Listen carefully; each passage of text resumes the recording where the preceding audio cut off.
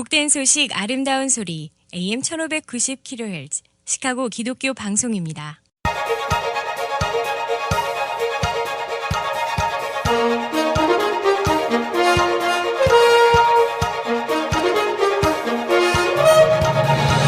김정일 해설위원의 시사 해설. 세상을 넓게 봅니다. 삶의 지평이 넓어집니다.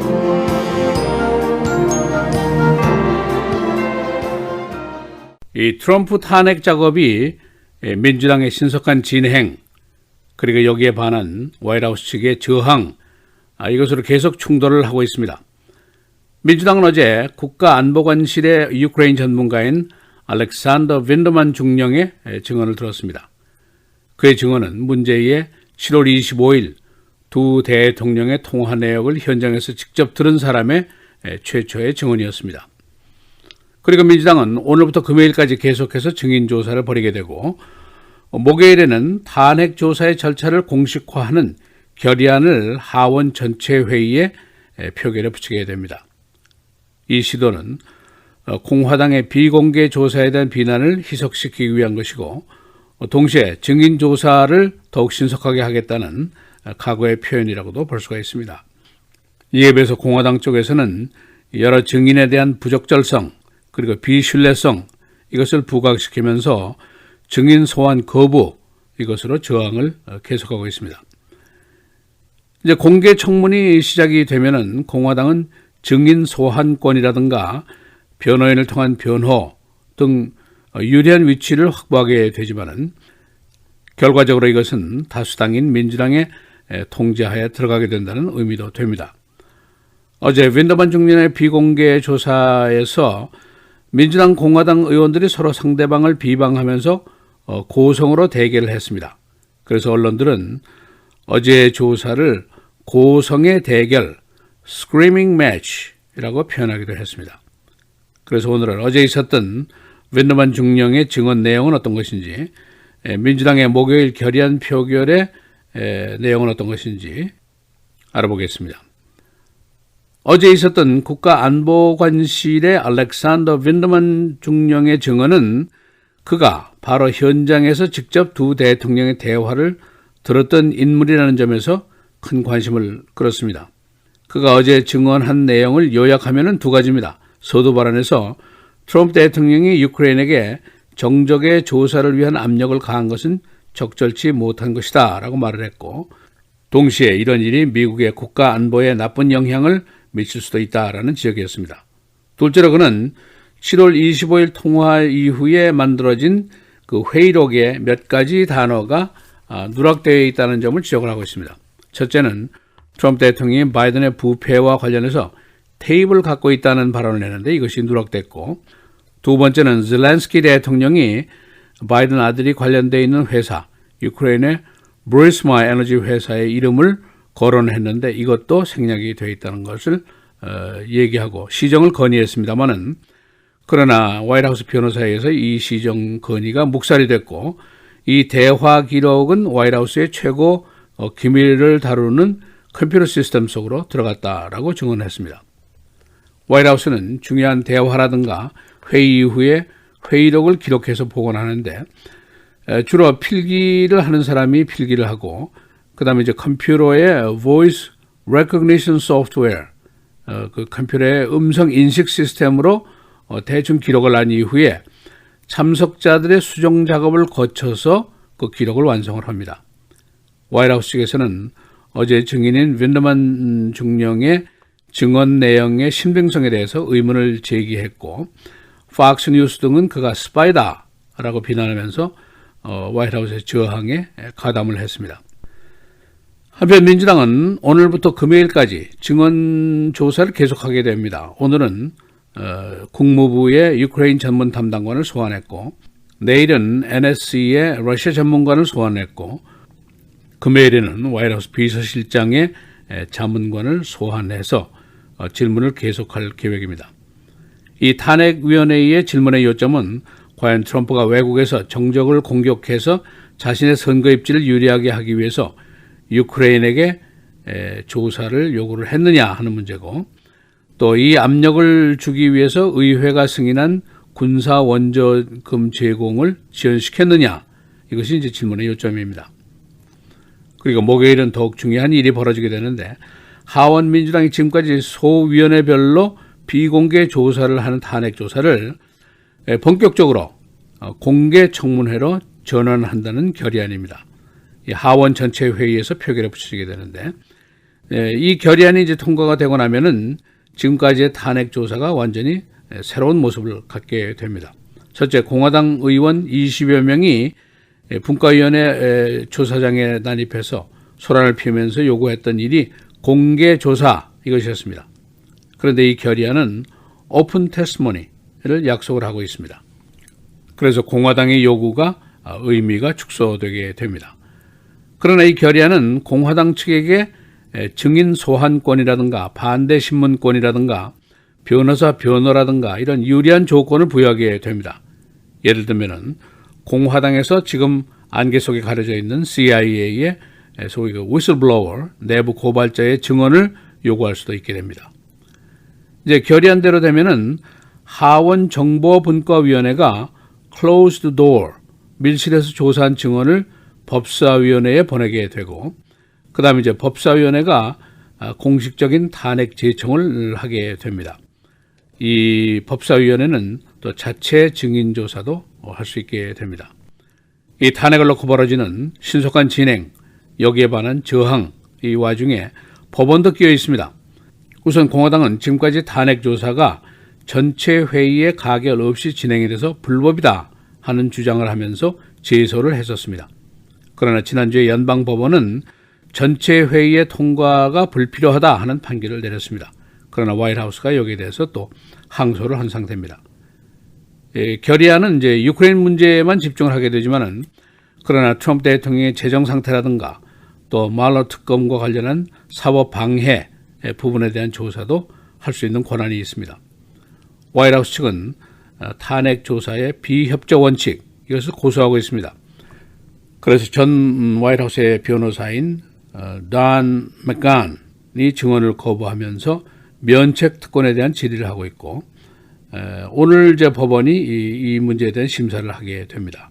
그리고 두 번째는 전 안보보좌관이었던 찰스 쿠퍼만도 면책에 대한 질의를 하고 있습니다. 하원은 목요일 전체 회의 표결 후에 일주일 동안의 휴회에 들어가게 됩니다. 그리고 11월 11일 주에 정보위원회가 퍼블릭 히어링, 공개 청문회를 이제 시작하게 됩니다. 그리고 빠르면은 금년 말이 끝나기 전에 탄핵안이 의회에 표결에 붙여지게 됩니다. 이 탄핵 조사를 놓고 벌어지는 신속 진행, 또 여기에 관한 저항, 이것은 이미 예견이 됐던 일입니다. 그리고 하원에서 통과되고 상원에서 부결될 것이다. 이것도 어느 정도 예견이 되고 있는 사항입니다. 그러나 이 탄핵 정국으로 인한 내년도 선거의 결과, 여기에 대해서는 아직 예견이 어렵습니다. 시사해설 김재일입니다.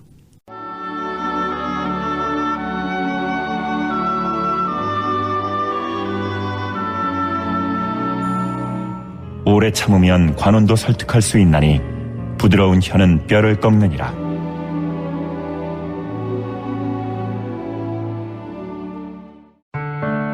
미디어를 통한 세계 선교를 꿈꾸는 KCBS.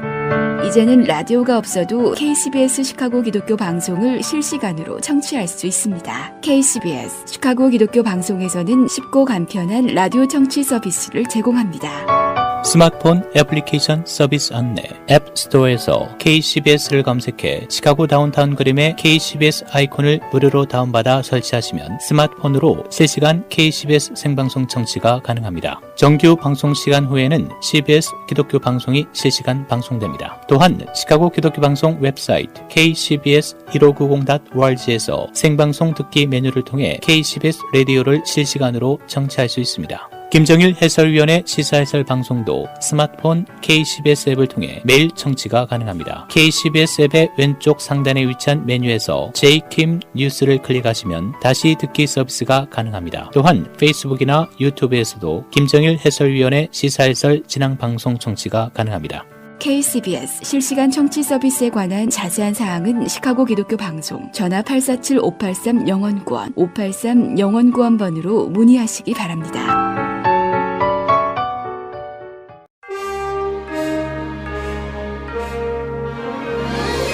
10월 30일 수요일 KCBS 헤드라인 오늘의 주요 뉴스입니다. 백악관 국가안보회의에 유크레인 전문가인 알렉산더 빈드먼 중령이 어제 민주당이 주도하고 있는 트럼프 대통령의 탄핵 조사에 증언으로 출석했습니다. 빈드먼 중령은 진술서 초안에서 외국 정부의 미국 시민에 대한 조사를 요구하는 것은 적절하지 않다고 생각했고 미국 정부의 유크레인 지지가 가져올 결과에 대해 우려했다고 밝혔습니다. 그러면서 유크레인이 그동안 유지해온 초당적 지지를 잃게 만들 것이 분명했고 트럼프 대통령의 발언은 미국의 국가안보에 해를 끼칠 수 있는 것이었다고 덧붙였습니다. 빈드먼 중령은 탄핵 조사의 핵심 사안인 트럼프 대통령과 젤렌스키 유크레인 대통령의 지난 7월 전화 통화를 들은 인물로 당시 현장에 있던 관계자가 증언으로 참석한 것은 이번이 처음입니다. 캘리포니아주 남부와 북부에 대형 산불이 잇따라 발화해 피해가 커지고 있습니다. 캘리포니아주에는 현재 샌프란시스코 북부 소노마 카운티 일대와 남부 LA 북서부 셔먼옥스, 게티센터 인근에 각각 큰 불이 일어나 세력을 키우고 있습니다.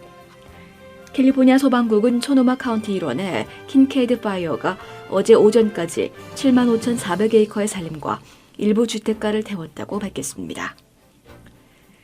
캘리포니아 소방국은 어제 오후 현재 대피 명령이 내려진 주민수가 남부 캘리포니아를 더해 15만 6천여 명에 달한다고 밝혔습니다. 캘리포니아 최대 전력회사 퍼시픽 가스 앤 일렉트릭은 약 150만 가구에 대한 추가 단전에 들어갔습니다. 캘리포니아주 LA 롱비치 주택가에서 어제 할로윈 파티 도중 총격 사건이 일어나 3명이 숨지고 9명이 다쳤습니다. 롱비치 소방국은 어젯밤 10시 44분경 롱비치 이스트 7번가와 템플 애비뉴 일대에서 총격 사건이 발생했다는 신고를 받았다며 경찰이 출동한 뒤 3명이 숨지고 9명이 부상을 입은 것을 확인했다고 밝혔습니다.